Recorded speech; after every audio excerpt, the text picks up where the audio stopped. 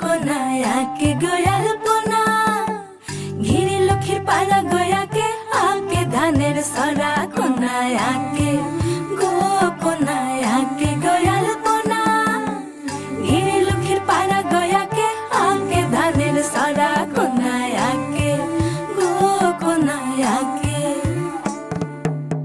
দাসী যায় গো শাক তুলিতে গোসলা ঘরের পাশে, শাকের মাথায় বাঘের পাড়া সুইমকা সুইমকা ওঠে।